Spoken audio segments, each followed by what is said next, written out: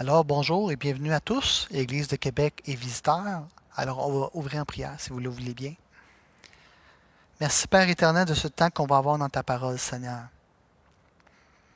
On va aborder un thème pas facile, Seigneur. C'est l'appel à la souffrance. Oh, que c'est pas le sujet de l'heure, Seigneur. Aujourd'hui, on a toutes sortes de pilules pour éviter de souffrir. On a toutes sortes de programmes, de projets pour oublier la souffrance, pour l'éviter le plus possible. Mais Seigneur, tu as appelé l'Église de Smyrne, Seigneur. Non seulement à souffrir, mais à souffrir jusqu'à la fin, même si ça implique la mort, Seigneur. Et Seigneur, est-ce qu'on est réellement prêt, nous, en tant que chrétiens en Occident, à vivre notre foi jusqu'au bout, si la persécution arriverait demain? Alors, Seigneur, apprends-nous, Seigneur, à ne pas voir la souffrance comme un obstacle à la foi, mais comme quelque chose qui va l'embellir, Seigneur, qui a un but à cette souffrance-là. C'est pas pour rien qu'on souffre, pour toi. Alors, Seigneur, qu'on puisse trouver des paroles d'espoir et d'encouragement dans ce message.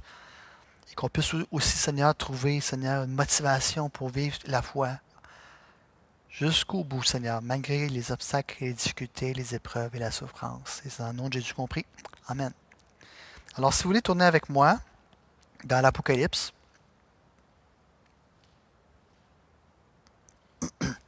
au chapitre 2, les versets 8. Et le titre du message, c'est l'espoir au milieu de la souffrance. Et connaissant mon Église, j'en connais quelques-uns qui souffrent actuellement. Il y en a d'autres, par contre, que je sais qui souffrent, mais ce n'est pas apparent. Alors, c'est un message, je crois, d'actualité. Je pense que c'est un message pertinent pour notre Église aussi. Donc, on va lire les versets 8 à 11. Écrit à l'ange de l'Église de Smyrne. Voici ce que dit le premier et le dernier, celui qui était mort et qui est revenu à la vie. Je connais ta tribulation et ta pauvreté, bien que tu sois riche, et les calomnies de la part de ceux qui se disent juifs et ne le sont pas, mais qui sont une synagogue de Satan. Ne crains pas ce que tu vas souffrir.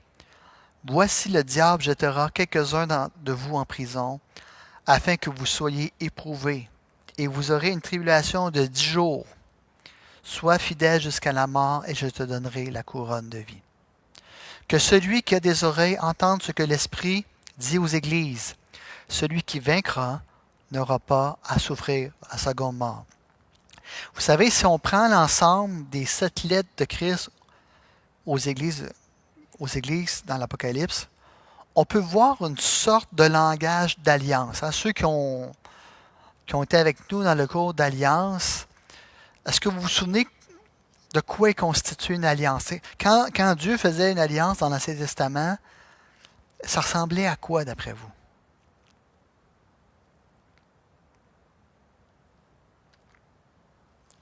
Bon, on va le résumer. Vous savez, chaque lettre de l'Apocalypse débute par une présentation où le Seigneur se présente, se nomme. Voici qui je suis, comme dans l'Ancien Testament. Je suis le premier et le dernier. C'est le Seigneur, c'est Dieu, c'est le Dieu éternel qui parle. Ensuite, il fait quoi? Il présente ses exigences. Voici comment vous devez honorer mon alliance avec vous. Et il termine par quoi? Des bénéfices et des malédictions. Si tu honores l'alliance que j'ai faite avec toi, voici les bénédictions. Et si tu désobéis à mon alliance avec toi, voici les malédictions. Et ce qui est frappant, c'est que quand tu lis chacune des lettres aux églises de l'Apocalypse, en tout cas au moins, je dirais plutôt les 5 des 7 lettres, on semble que Jésus rappelle l'alliance pour émettre un acte d'accusation envers les églises en disant « Vous avez désobéi à mon alliance ». Et c'est un reproche pour manquement à cette alliance, suivi de menaces à ceux qui n'obéissent pas. Comme on a vu la semaine passée, si tu ne retournes pas à ton premier amour, je vais ôter ton chandelier de ta place. Notre salut est éternel, mais pas nécessairement le salut de l'Église en tant que telle. Vous me comprenez? Une Église peut cesser d'exister si elle est désobéissante. Nous, si on désobéit, on va être corrigé. Notre éternité est sécure. Mais si une Église n'obéit pas au Seigneur, le Seigneur va ôter son chandelier de sa place. Par contre, il y a deux églises à qui le Seigneur ne fait aucun reproche. Est-ce qu'il y en a qui savent c'est lesquelles? Smyrne et Philadelphie. Et l'église de Smyrne a comme particularité que c'est une église souffrante. Maintenant, imaginez un instant que vous receviez une lettre du président de votre compagnie qui vous dit « Je suis le propriétaire de tout, je connais ta situation et je vais te récompenser. » Ça ne serait pas une bonne nouvelle, ça? Hein? Surtout s'il est milliardaire, le monsieur. Et c'est exactement ce que Jésus fait ici à l'église de Smyrne. Et donc, Smyrne est une très vieille ville dont l'origine remonte à l'Antiquité. Et c'est l'une des seules villes des 7 églises qui existent encore aujourd'hui. Smyrne s'appelle Izmir, je pense, maintenant en Turquie. Là. Mais c'est la seule des 7 villes qui existent encore aujourd'hui. Et encore mieux, c'est une des seules églises qui tient encore debout. Smyrne, je ne sais pas si je le dis bien, on va dire. Bon. Smyrne fut fondée. Smyrne fut fondée, comme je disais tantôt, dans l'Antiquité, près de 1000 ans avant l'ère chrétienne. Elle a été détruite par des conquérants lydiens au 7e siècle avant Jésus-Christ et fut rebâtie à l'époque d'Alexandre le Grand au 4e siècle avant Jésus-Christ. Et donc, quand Jésus dit « je suis le premier et le dernier », et quand il dit au tout début, attendez, « celui qui était mort, qui est revenu à la vie », ben, les Smyrniens, eux, ça pouvait leur dire quelque chose, parce que leur ville avant, elle était vivante, elle a été détruite, puis après ça, elle a été rebâtie. Et dès lors que la ville a été rebâtie, dans la période d'Alexandre le Grand, elle s'est fortement développée, et encore 20 siècles plus tard, encore aujourd'hui, Smyrne demeure le port principal de la mer d'Égée sur la côte est de la Méditerranée. De la mer d'Égée, quelque chose comme ça. Excusez. Donc, la ville, ce qu'elle avait de particulier, bon, c'était le port principal de la mer d'Égée, c'est ça qu'il faut se rappeler, bon, sur la côte est. Et la ville, qui était une alliée de Rome depuis fort longtemps, était un foyer du culte à l'empereur. D'ailleurs, en l'an 26 après Jésus-Christ, ils ont érigé un temple à l'honneur de Tibère. Et à l'époque, sous Domitien, un refus d'offrir un sacrifice annuel à l'Empire, ou à l'empereur plutôt, un sacrifice annuel à l'empereur, constituait un crime capital. Et ça me fait penser à la marque de la bête, non? Pourquoi? Parce que ce qui va se passer, c'est que si tu n'offres pas le culte à l'empereur, tu vas être marginalisé. On n'ajoutera plus les choses qui t'appartiennent. Tu sais, si tu vends des choses, on n'ajoutera plus rien de toi. Tu ne pourras plus occuper d'emploi dans la ville. Tu vas être mis à l'écart. Et les Juifs étaient très nombreux dans cette ville-là. Certains d'entre eux calomniaient les chrétiens et les dénonçaient aux autorités romaines. Et à Smyrne, l'Église faisait face à la souffrance. Et Jésus va leur montrer que c'est pas un jugement à la souffrance qu'ils vivent. C'est même une occasion de renouveler leur alliance avec lui. En d'autres termes, c'est une occasion de raffermir leur communion avec Christ. Et c'est ce qu'il dit à chacun d'entre nous. Quand on vit des épreuves dans notre vie, c'est plus un jugement.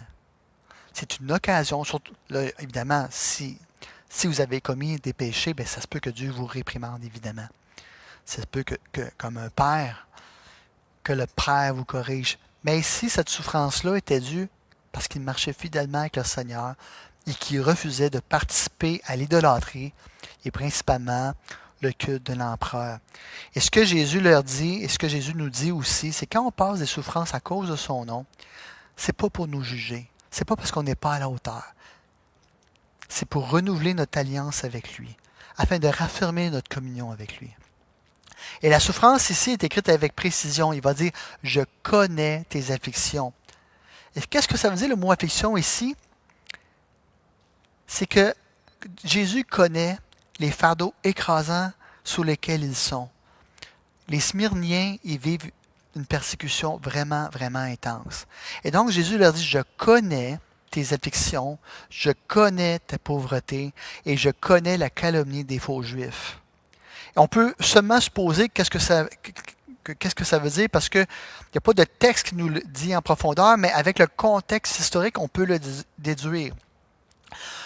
Beaucoup de chrétiens à Smyrne étaient des Juifs qui s'étaient convertis. Et donc, les Juifs non-croyants considéraient les Juifs chrétiens comme des traîtres à la nation juive. Et ces mêmes Juifs non-croyants aussi, inspirés par Satan, qui est le prince des calomniateurs, calomniaient les chrétiens et les dénonçaient comme des traîtres à l'empereur romain. Pourquoi? Parce qu'ils refusaient de lui rendre un culte.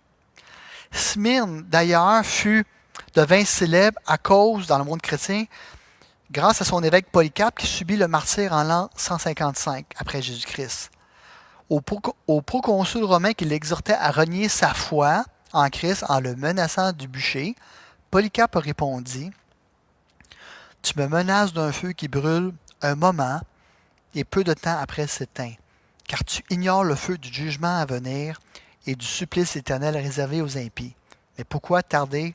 Va, fais ce que tu veux. » Bon, c'est sûr qu'une réponse comme ça, c'est sûr qu'il va passer au bûcher, mais réalisez-vous que même devant le bûcher, Polycarpe était capable de reconnaître que ce feu-là n'est qu'un feu temporaire, que cette souffrance-là n'est qu'une souffrance temporaire. Et le mot Smyrne signifie myrrhe. Et la myrrhe, je ne sais pas si vous vous souvenez, c'est une substance qu'on a voulu abreuver Jésus à la croix pour adoucir ses souffrances. Et le myrrhe était une substance résineuse qui servait à fabriquer du parfum.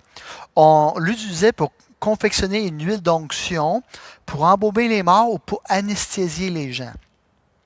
Et donc, son association dépeint parfaitement l'Église souffrante de Smyrne. Comme la myrrhe qu'on produit en écrasant une plainte odorante, l'Église de Smyrne, écrasée par la persécution, dégageait un parfum agréable de fidélité à Dieu. Alors que le monde les calomniait, alors que le monde disait qu'ils ne méritaient pas de vivre, devant Dieu, il y avait un parfum odorant de fidélité qui montait à ses narines. Et la calomnie a amené une grande animosité contre les croyants, dont certains étaient déjà pauvres et d'autres réduits à la mendicité parce qu'ils perdaient leur emploi, leur maison était vandalisée et leurs biens étaient pillés. Et donc, ces gens-là ont souffert pour leur foi. Puis vous savez, ça ne prenait pas grand-chose pour honorer l'empereur. Ça prenait simplement un petit culte une fois par année. Mais les croyants étaient prêts à vivre leur foi jusqu'au bout. Maintenant, prenons l'exemple avec chacun de nos emplois à nous. Combien de gens agissent réellement avec une intégrité totale dans leur carrière, dans leur emploi? Combien d'entre nous, on est réellement honnête dans notre job? Combien d'entre nous, si on était réellement intègre dans notre emploi, combien d'entre nous, ça freinerait notre progression dans l'entreprise? Ou même, ça vous coûterait votre emploi d'être honnête. Moi, vous savez, je suis en informatique, puis j'ai déjà rencontré un monsieur qui avait sa propre entreprise en informatique. Il est mort aujourd'hui. Bon, je ne sais pas s'il est sauvé, j'ai un doute. Mais lui, il m'a dit, parce qu'il voulait m'engager à contrat pour sa firme, il m'a dit, si seulement les gens que j'emploierais étaient tout à fait honnêtes, ce serait tellement mieux. C'est comme s'il me disait que tout le monde trichait à la job. C'est comme s'il me disait, tout le monde sur leur CV ne met pas la réalité. Ils amplifient leur qualificatif. C'est comme si tout le monde en passait une petite vite à leur entreprise. C'est comme si tout le monde, pour progresser plus rapidement, le mensonge, l'hypocrisie, le bitchage, bon, ça n'arrive pas dans votre job, mais mettons ailleurs, le fait de détruire la carrière d'un autre pour se mettre un petit peu plus haut, non? Fait que les chrétiens de Smyrne, eux, étaient prêts même à payer de leur vie pour être fidèles à Christ. Et la pauvreté dont il est question ici pourrait être le fruit de leur foi. Donc Jésus dit à l'église de Smyrne, ne crains pas ce que tu vas souffrir. Ça, c'est une façon assez honnête de dire, vous n'avez rien vu encore. Tu sais, imagine, tu souffres, là. Tu souffres. Tu arrives à l'église et tu dis, je vais avoir une parole d'encouragement de la part du Seigneur. Puis là, quelqu'un se lève à l'église, j'ai une parole de la part de Dieu pour quelqu'un ici. Tu dis, ah, le Seigneur m'a entendu. Il dit, ne crains pas que tu vas encore souffrir du jour. C'est-tu réconfortant, ça, pas à peu près? Moi, je suis venu à l'église pour être réconforté, puis le Seigneur m'a dit, continue comme ça, mon grand, t'es bien parti. T'as rien vu encore. L'emprisonnement et la mort attendent quelques-uns d'entre eux. C'est ça qu'il leur dit. Il n'y a pas beaucoup d'amens quand je dis ça, mais bon. Maintenant, comment les chrétiens supportent la souffrance est crucial.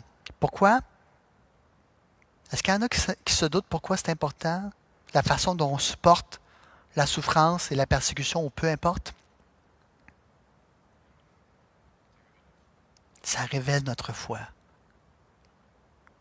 C'est un test de la solidité de notre foi. Quand tout va bien, là, c'est facile de lever les mains dans les airs. Alléluia, Jésus, je t'aime. Et quand tu es malade comme un... En tout cas, vous me suivez? Quand tu as de la misère à marcher, quand tu te lèves, tu ne dors pas en pleine nuit, et tu te dis, Seigneur, comment je vais faire pour me rendre? Voyons donc l'Église. C'est bien trop, Seigneur. Tu me fais souffrir. Pourquoi je me mettrais à part pour toi? Pourquoi je continuerais, Seigneur? Je souffre. C'est incroyable comment je souffre. Mais ça révèle notre foi. Es-tu prêt à aller au bout avec moi ou pas? Parce que quand tout va bien, oui, Jésus, je t'aime. Mais quand tout va mal, quand tu perds ta job, quand tu perds ton conjoint, quand tu perds ton enfant, quand tu souffres dans ton corps, quand tu ne dors pas de la nuit, quand tout va mal, pourquoi je te servirais, Seigneur? T'es où dans mes problèmes? Ça révèle notre foi, non? Mais quelqu'un qui dit, Seigneur, m'a te loué malgré tout, malgré vents et marées. Vous savez, c'est comme à l'image des deux maisons bâties sur le roc ou sur le sable. Ce sont les tempêtes qui révèlent si ma vie repose sur Christ ou non. Et la question, c'est comment faisons-nous face aux difficultés et épreuves? Est-ce que ceux qui nous observent, parce que vous êtes observés en passant, et vous savez, des fois, les gens sur Internet se révèlent. Pourquoi? Parce qu'ils mettent un like. Ils disent, je ne savais même pas qu'ils écoutaient. Est-ce que les gens qui nous observent, vous savez, quand vous partagez le message, là, il y a des gens qui nous écoutent. Ils ne font pas juste m'observer moi, ils observent votre vie par rapport à ce qui est enseigné ici. Est-ce que les gens qui nous observent, qui ne partagent pas notre foi, voient une différence? Entre quelqu'un, mettons que c'est quelqu'un de la job, entre toi à la job et quelqu'un d'autre qui essaie de graver les échelons en écrasant tout le monde à côté de lui, là. Est-ce qu'il voit la différence? Quelqu'un de ta famille, est-ce qu'il voit qu'il y a une différence quand tu vis une épreuve par rapport à quelqu'un qui n'est pas croyant? Est-ce qu'il voit la force intérieure et la joie qui nous habite? Ou est-ce que c'est du pareil au même? On chiale autant que les gens du monde sur notre sort? On critique autant notre boss que les gens du monde?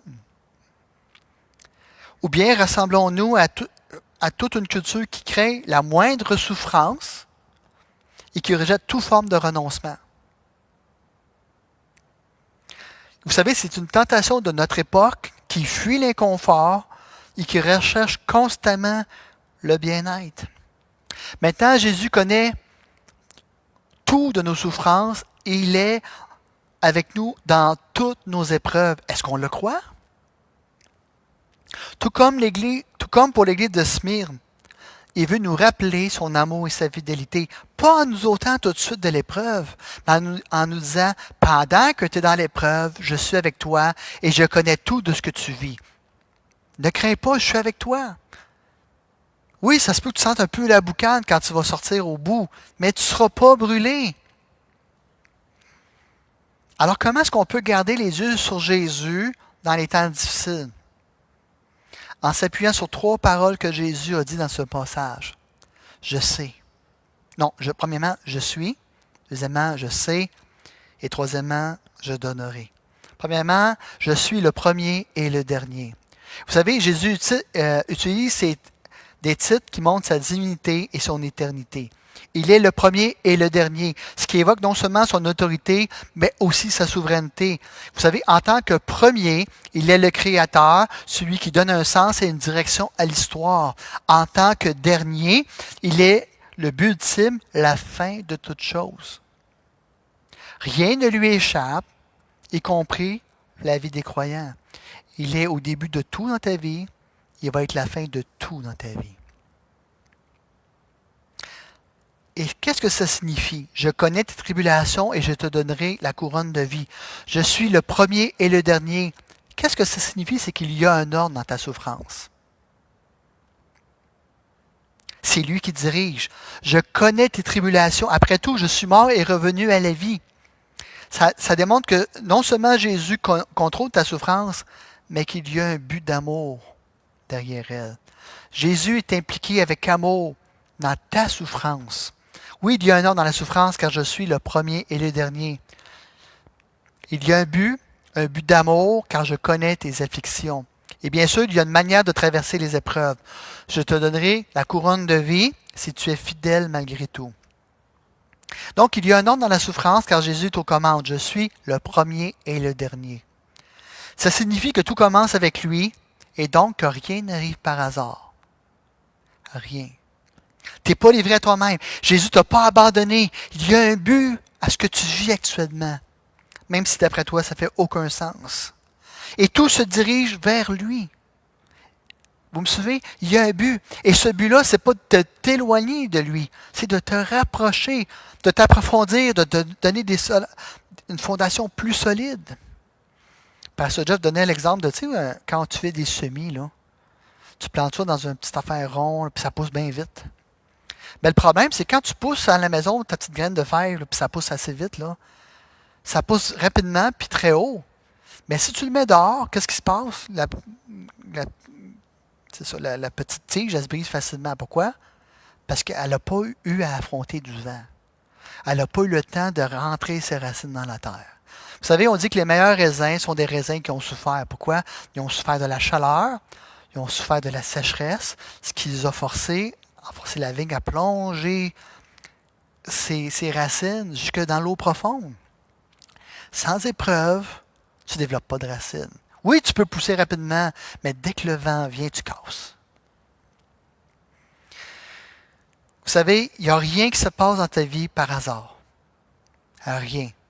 Et à la fin, il n'y aura ni injustice ni moment inutile. Vous savez, la volonté de Dieu, on ne la comprend pas quand on est dedans. C'est souvent quand on regarde en arrière que ça fait du sens. Et le verset 10 ajoute, « Ne crains pas ce que tu vas souffrir. Voici le diable jettera quelques-uns de vous en prison afin que vous soyez éprouvés et vous aurez une tribulation de 10 jours. » Vous savez, qu'est-ce que le diable est derrière toute cette persécution-là? Là? C'est vrai quand vous dites, « Oui, le diable est après moi. » Oui, c'est vrai. Tout à fait vrai. Mais Christ est en contrôle. Souvenez-vous de Job. Comment il a été éprouvé? Est-ce que c'est vraiment le diable qui a initié sa persécution? Ou c'est Dieu? Oui, mais c'est qui a parlé de Job à Satan? C'est-tu un de ses démons? C'est Dieu. C'est Dieu qui a excité Satan. T'as-tu vu mon serviteur? Lui, là, c'est un vrai de vrai. Puis Satan a répondu à ça tout de suite. Écoute, je peux en faire tomber un qui trouve pas pire, là. Hein? Dieu se sert de Satan pour tester votre foi. Là, c'est sûr que Satan vous en veut à mort et veut vous détruire. Alors, Satan veut pousser les chrétiens de Smyrne à renier Christ, tandis que Christ éprouve leur foi en lui. Et la persécution, c'est quoi la bonne nouvelle là-dedans? C'est que la persécution va durer 10 jours. On va dire, ouais, 10 jours. C'est quand même 10 jours, hein? Puis il y en a qui vont mourir. C'est probablement pas une période littérale de 10 jours parce que ça fait allusion aux 10 jours durant lesquels Daniel et ses amis ont été éprouvés. Vous savez, Daniel, je ne sais pas si vous vous souvenez du début du livre de Daniel, quand il a été déporté en Babylone, à Babylone, en fait, pour être un des conseillers du roi, pour faire partie de sa cour. Eh bien, il y a comme une formation pour rentrer dans la cour du roi et ça commence par les mets du roi. Hein? Et évidemment, Daniel ne voulait pas se compromettre avec l'idolâtrie, ce qui explique probablement pourquoi il a refusé de manger à la table du roi, où la nourriture était impure et probablement consacrée aux idoles. Et de la même manière, les 10 jours, que les 10 jours soient littéraux ou non, l'idée est que les chrétiens de Smyrne, comme Daniel autrefois, ne devaient pas faire de compromis avec l'idolâtrie. Et cette période de 10 jours-là représente un temps défini et non indéfini. Et c'est une bonne nouvelle. Ton épreuve, ta souffrance a une date d'expiration. Non? Amen? Ah, j'en ai mis un amen. Vous savez, le diable qui est derrière toute cette persécution-là, lui, il aimerait bien emprisonner les croyants pour toujours. Hein? Mais cette mention de 10 jours indique que, comme dans le livre de Job, Jésus règne sur toute notre souffrance. Le diable agit, mais Dieu a fixé des limites. Jésus-Christ maîtrise la situation. Il orchestre un ordre dans la souffrance. Il y a un temps, et ce temps-là va finir un jour. C'est ce qu'on voit dans toute la Bible. Dans Éphésiens 1:11, il est dit que tout arrive selon le dessein de sa volonté. Il y a un ordre dans tout ce qui entre dans votre vie. C'est pourquoi les épreuves peuvent être appelées des disciplines. Pour que le coureur finisse bien la course, il doit y avoir une discipline de vie. Paul dit dans Romains 8:28, nous savons du reste que toute chose concourt au bien de ceux qui aiment Dieu, de ceux qui sont appelés selon son dessein. Dessein veut dire quoi? Son plan. Dieu a un plan. Dieu veut mon bien et il a un plan, puis il est souvent contraire à mon plan à moi. Hein? Soyons honnêtes. Puis quand Dieu ne fait pas ce que moi je pense que Dieu devrait faire, surtout quand ça implique de la souffrance dans ma vie, bien on devient arrogant, hein? Parce que nos plans à nous de vie merveilleux sont bouleversés.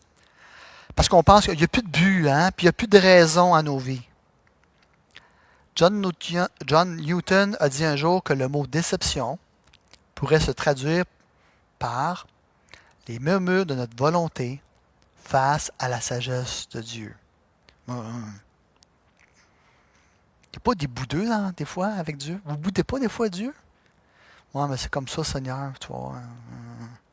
Ouais, mais... Donc, quand Jésus-Christ était dans la barque avec les disciples, puis qu'il y a une énorme tempête qui est venue, les disciples n'avaient rien à craindre à cause de quoi? Parce que Jésus était dans la barque. Et quand ils étaient seuls dans la barque, est-ce que Jésus les a laissés tout seuls? Non, il a marché vers eux sur la mer agitée. Jésus est avec chacun d'entre vous, même quand tu ne le vois pas, surtout quand tu souffres, surtout quand tu penses que tout ton univers est en train de s'effondrer, surtout quand tu es fâché après Dieu et que tu boudes, puis que tu grognes.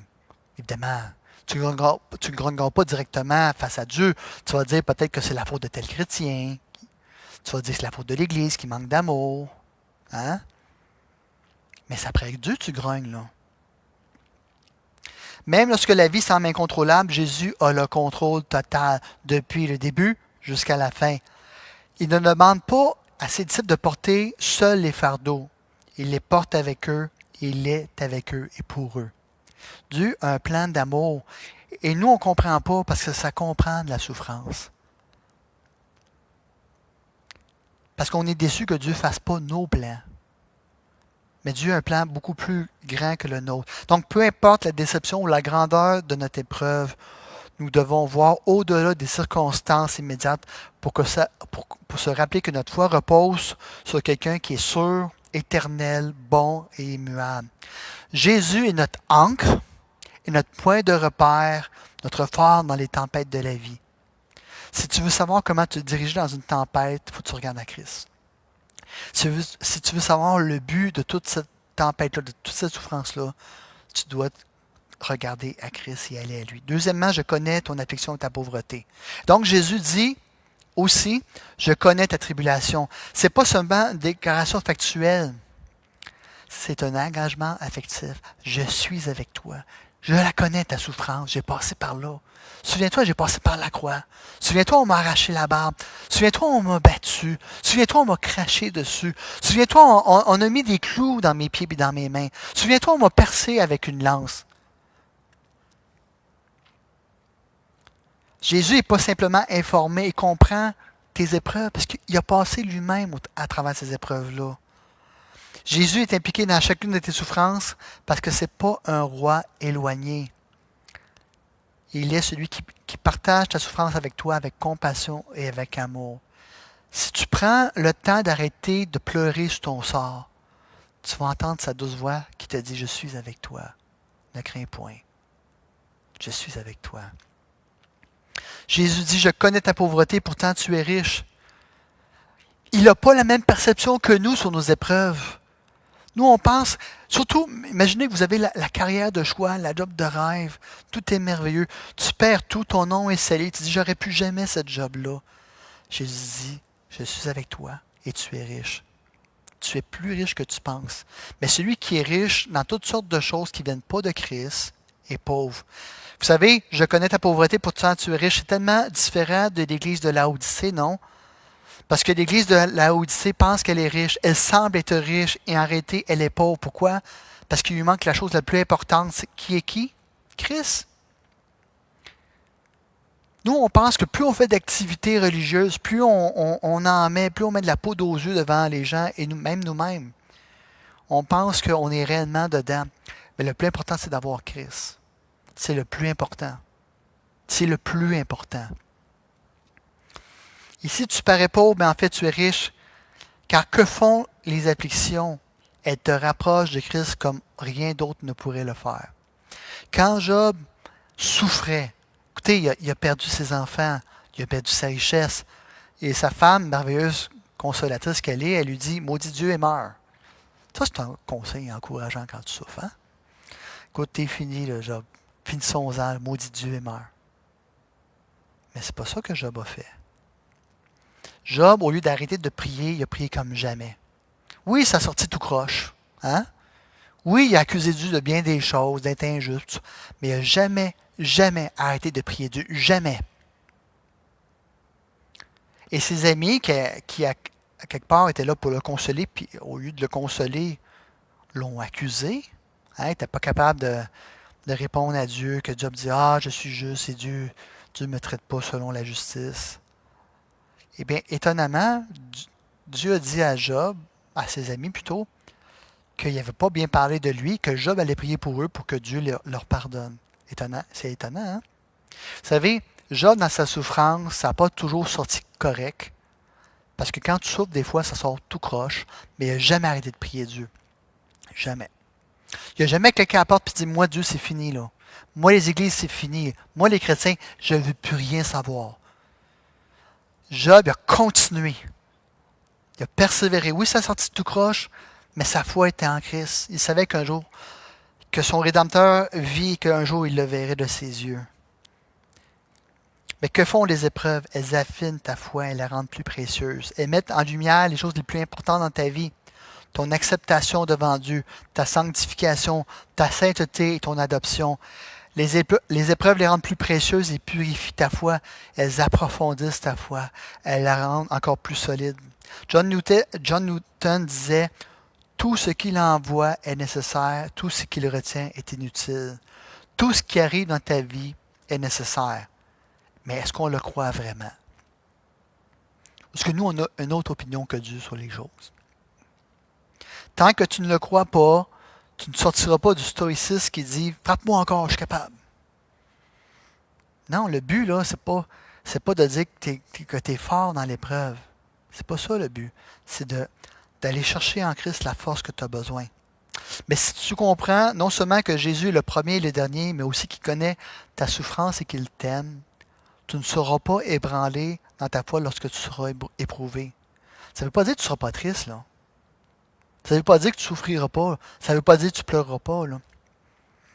Ça veut dire que ta foi, là, elle va s'approfondir au lieu de disparaître. Vous savez, le prophète Amos était un récolteur de sycomore. Et dans l'Ancien Testament, le fruit du sycomore ne mûrissait qu'après avoir été frappé pour libérer ses sucres. Vous voyez où ce que je m'en vais, hein? De même, les chrétiens ne mûrissent qu'en étant éprouvés. Je n'ai pas entendu amen. Que signifie alors cette phrase? Tout ce qu'il envoie est nécessaire, tout ce qu'il retient est inutile. Comment les chrétiens mûrissent-ils sous les coups? Je ne peux pas imaginer que je dise ça, mais bon. Précisément, premièrement, sans souffrance, tu ne verras jamais que tu es un pécheur. C'est comme la matrice, hein? personne n'a jamais compris qu'il était pécheur seulement parce qu'on lui a dit c'était quoi d'être pécheur. J.A. Parker a affirmé un jour que la croissance spirituelle ne peut être mesurée, seulement testée. Comme un test d'endurance révèle notre état de santé, l'épreuve révèle notre foi. Tu sais, quand ton docteur a un doute sur ta santé, il te met sur le petit tapis, là, puis là, tu te mets à courir, là, puis là, il vérifie en combien de temps tu vas être essoufflé, il check ton cœur. Faut que ta santé soit éprouvée pour voir dans quel état de santé que tu es. Donc, l'épreuve montre que les difficultés ne sont pas là. Excusez, c'est quoi je disais? Ouais, l'épreuve te montre que les difficultés ne sont pas là pour te confronter aux autres, mais pour te confronter à toi-même, pour montrer ton orgueil, pour montrer ton besoin de contrôle, pour te montrer tes idoles. Vous savez, il y avait un pommier qui se trouvait sous la clôture. Vous savez, il y a une maison, tu avais une maison entourée d'une clôture, puis tu avais un pommier qui était sa clôture, littéralement. Et les gens de la maison, pour avoir des pommes, allaient avec un bâton puis donnaient des coups sur les branches pour que les pommes tombent. C'est pas la meilleure façon, mais bon. Et les gens de l'extérieur, pour voler des pommes, faisaient la même chose. Ils arrivaient à goûter du pommier puis donnaient des coups sur les branches pour que les pommes y tombent. Et donc, la morale de cette histoire-là, c'est que si tu es tout le temps sur la ligne là, entre Dieu et le monde, tu vas manger des coups des deux bords. Vous me suivez? Tu vas manger des coups des deux bords. Entre vous et moi, j'aime mieux être corrigé par le Seigneur que de manger les coups du monde inutilement. L'épreuve, c'est un des moyens que Jésus emploie pour purifier son Église et pour séparer l'ivraie du bon grain. Séparer le vrai croyant du faux frère. Quand vous voyez les gens quitter l'Église pour le monde, là, c'est peut-être une indication qu'ils n'ont jamais été chrétiens. C'est pour ça qu'il faut leur annoncer l'Évangile. Si l'épreuve se produit, elle te rapproche de Dieu en enlevant ce qui fait obstacle à ta communion avec lui. Souvent, nous, on ne le voit pas. Il y a des choses dans notre vie qui nous empêchent d'être en relation avec Dieu. Et c'est seulement dans l'épreuve, lorsque tout va mal et qu'on perd tous nos repères, qu'on va réellement à Dieu pour de l'aide. Pourquoi? Parce que les souffrances te montrent ton réel sauveur. En quoi tu te confies réellement pour te sauver? Peut-être tu disais, mais Dieu m'a arrêté, tu t'appuies sur beaucoup de choses, d'autres choses, comme ta réputation, ta popularité, tes réalisations. Quand survient la souffrance, ces idoles-là, ils disparaissent. C'est drôle, hein? Ils ne sont d'aucun secours. Ta maison se met soudainement à vaciller, alors tu te tournes vers Dieu et tu dis, Seigneur, aide-moi. Parce que oui, des fois, on loue le Seigneur avec nos paroles, mais pas vraiment du cœur. Pourquoi? Parce qu'il y a tellement d'autres choses dans notre vie sur lesquelles on s'appuie plutôt que le Seigneur. Et alors que ta foi est éprouvée, de plus en plus tu dis aide-moi Seigneur, et de plus en plus tu commences à bâtir ta maison sur le roc. À chaque épreuve, tu déplaces de plus en plus ta foi sur lui, jusqu'à ce que ta vie repose entièrement sur Jésus-Christ. Écoutez, je sais que ce n'est pas un message agréable, mais vous voulez que je vous dise la vérité, non? Pourquoi Dieu utilise ces épreuves-là? C'est pour faire grandir, pour que vous vous reposez entièrement sur lui. C'est pourquoi Samuel Rutherford disait « Dieu nous nourrit avec la faim et nous engraisse par la famine. Seigneur, détruis mon faux paradis si bas pour que je puisse jouir de ton ciel éternel. » John Newton, en parlant à la place de Dieu, disait « Ces épreuves intérieures, je les emploie pour te libérer de l'orgueil et du moi, pour briser tes attaches aux joies terrestres afin que tu trouves ton tout en moi. Parce que sans ces épreuves-là, tu ne connaîtras jamais pleinement ton Sauveur.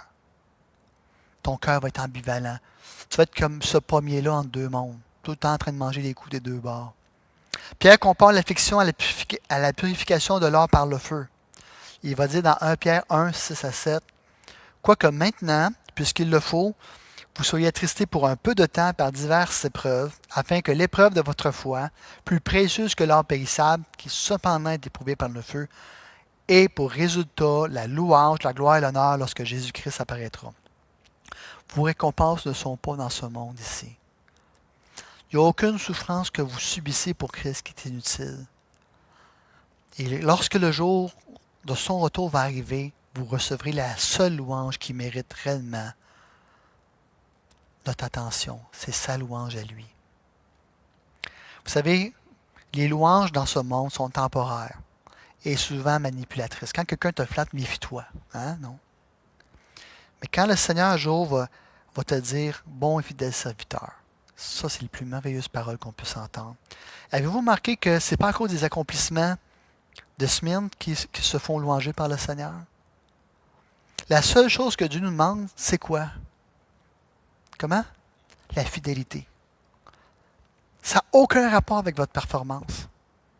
Ça n'a aucun rapport si vous êtes le meilleur chanteur dans l'Église, le meilleur prédicateur, le meilleur placier, le meilleur de tout. Ça n'a aucun rapport. La seule chose que Dieu vous demande, c'est la fidélité. C'est la seule chose. Sois fidèle. Les fruits, c'est lui qui s'en occupe. Même, il va te donner des coups pour que ça en produise plus. Nous, c'est pas comme ça qu'on produit des fruits. On a un plan. Voici, on va prendre des bonnes ressources. Pour voir. Dieu a son propre plan pour qu'on fructifie.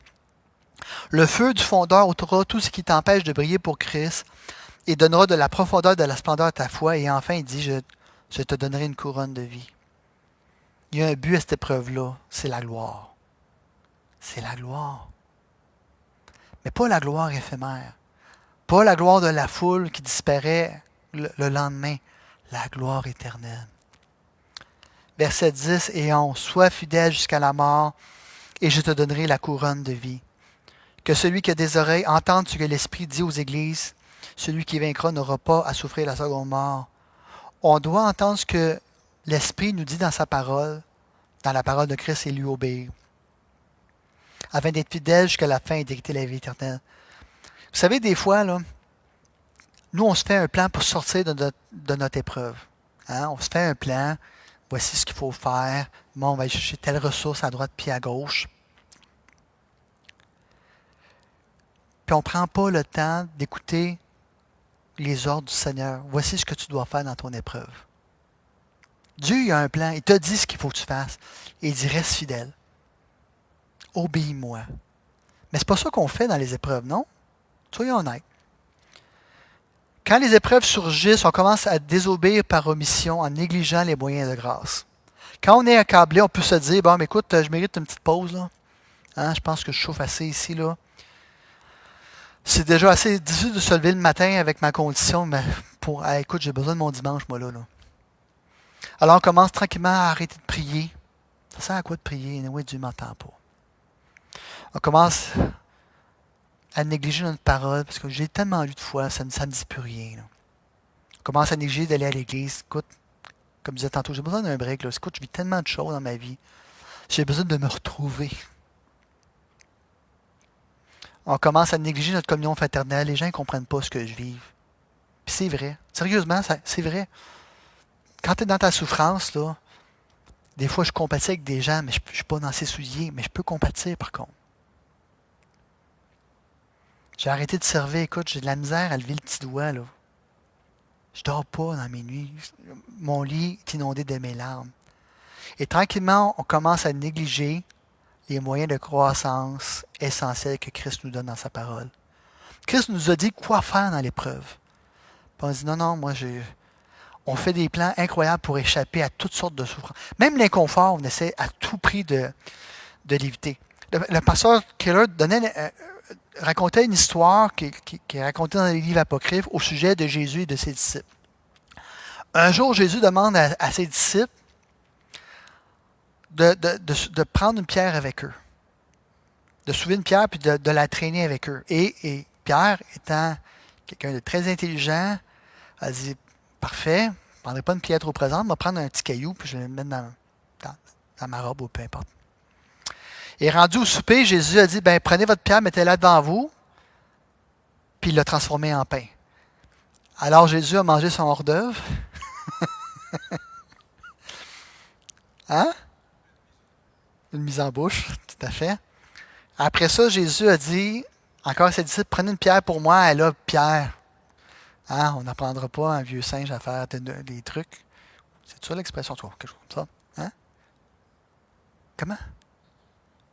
On n'apprendra pas un vieux singe à faire des grimaces. Alors, il a pris la plus grosse pierre qui était, dit, moi, là, cette fois-ci, c'est moi qui vais avoir la bénédiction. Et plus tard dans la journée, Jésus a demandé à ses disciples de jeter la pierre dans la rivière. Ouais, mais Seigneur. Et là, Jésus a posé la question, pour qui l'avez-vous fait? Est-ce que vous l'avez fait pour moi? Des fois, Dieu nous demande d'obéir. Puis nous, parce qu'on ne comprend pas, on contourne. On dit, moi, faire à ma tête, là. Ça ne marche pas, là. Ben, là, on prend ma vie en main. C'est la pire chose à faire. Faites ce que Dieu vous demande avec fidélité et vous allez voir Dieu vous récompenser à la fin de tout. Vous savez, la souffrance, c'est un peu comme aller au gym pour faire des poids. Hein? Des poids haltères. C'est sûr que, à cause de la souffrance, ça rend l'obéissance un peu plus difficile. Hein? D'ailleurs, il y a beaucoup de gens qui s'abonnent au gym et ça ne dure pas très longtemps. À cause de quoi? Bien, parce que c'est souffrant. Hein? Bon. Car même si les poids renforcent nos muscles sur le moment, ben, on souffre pour les soulever. Mais pas de souffrance, pas de gain. Pourtant, cette résistance nous renforce car quand les poids sont retirés, on se sent plus léger. De la même manière, il faut persévérer dans la prière, l'étude de la parole, la communion fraternelle, le ministère et le témoignage. Ces petites obéissances sont beaucoup plus importantes et beaucoup plus bénéfiques en période de souffrance. Tout comme les poids sont plus bénéfiques pour nos muscles. Obéissez surtout, n'utilisez pas la souffrance comme un prétexte pour glisser dans le péché afin de vous soulager. Charles Spurgeon disait qu'une once de péché est plus dangereuse que 100 tonnes de souffrance.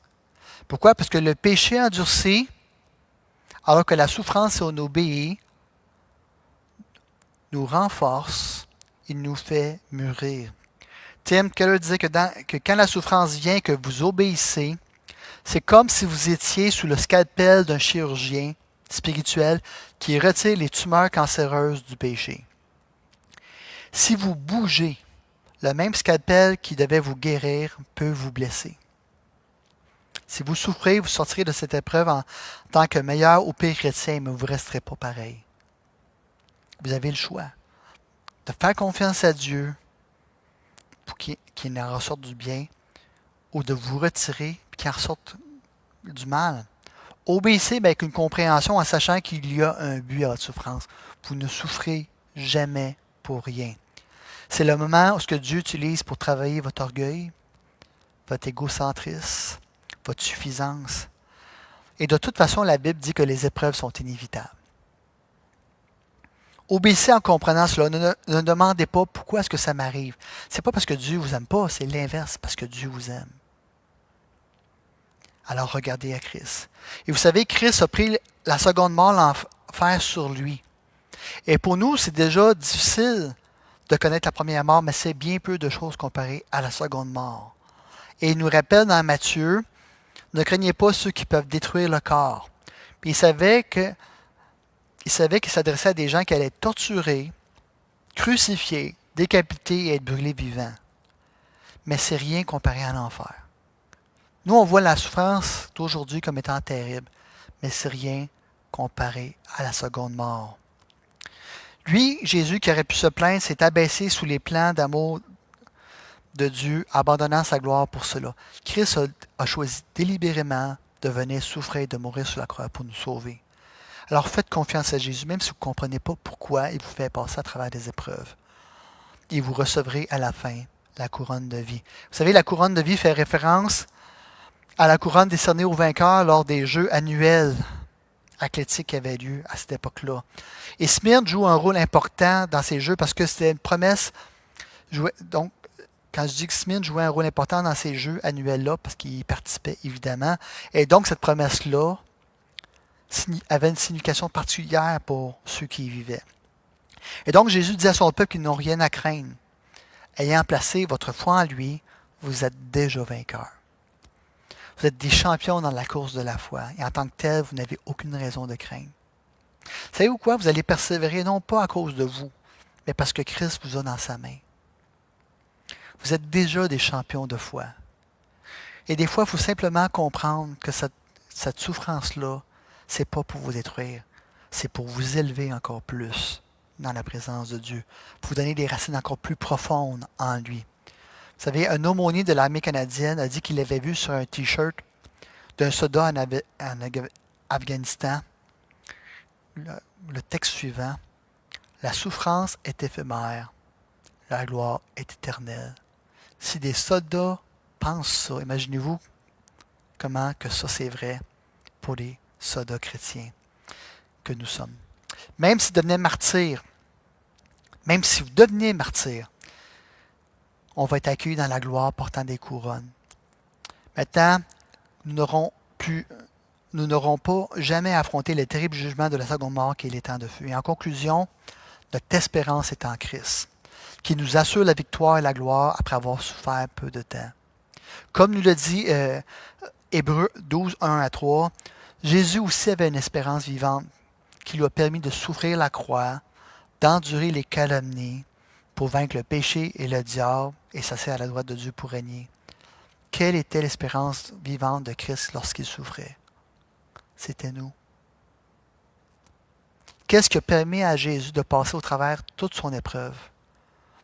Toutes les calomnies, tous les crachats, tous les coups qu'il a mangés, tous les clous qu'il a endurés, c'était nous. Il nous aimait. Il voulait nous avoir pour lui, pour l'éternité. Pourquoi? Parce qu'on était la seule chose qu'il n'avait pas dans le ciel. Il devait descendre du ciel sur la terre, aller sur la croix et souffrir atrocement pour chacun d'entre nous. Pourquoi? Pour que nous soyons purifiés, incorruptibles, impérissables, immaculés, parfaits, restaurés, ressuscités, glorifiés, nous dans ses bras. Ça a coûté sa vie et sa mort. Plutôt, ça a coûté sa vie et il a offert sa vie dans une mort véritablement atroce. Voici son espérance vivante, c'était nous. Voilà ce qui l'a rempli de détermination pour passer au travers de la souffrance et de la mort. Nous aussi, on va régner avec lui, même si aujourd'hui, nous devons souffrir pour son nom. Amen. Alors, Seigneur, ce n'est pas nécessairement un message évident, Seigneur, de parler de la souffrance. Mais Seigneur, si on comprend que tu es le premier et le dernier, celui qui donne un but à notre souffrance, celui qui a un plan parfait d'amour pour nous,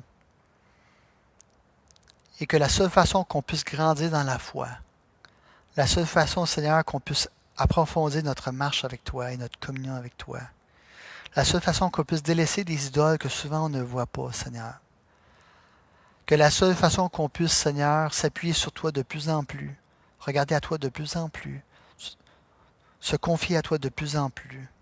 Seigneur, c'est de regarder à toi dans les épreuves, d'être fidèle malgré qu'on ne comprend pas, d'obéir malgré, Seigneur, que ça ne fait aucun sens à la logique humaine, Seigneur. Et Seigneur, on va le faire parce qu'on a mis notre espérance en toi. Nous savons qu'on va être récompensés de t'avoir suivi jusqu'à la fin. Alors, Seigneur, révèle-nous ton amour. Seigneur, augmente notre foi, Seigneur, en toi. Console ceux qui pleurent. Réconforte ceux qui sont tristes. Relève ceux qui sont tombés. Raffermis, Seigneur, ceux qui sont faibles. Seigneur, guéris ceux qui souffrent, Seigneur. Oui, il y a un temps d'expiration pour chacune de nos épreuves. Et Seigneur, on te fait confiance, Seigneur. Alors, Seigneur, c'est en ton nom qu'on prie. Amen.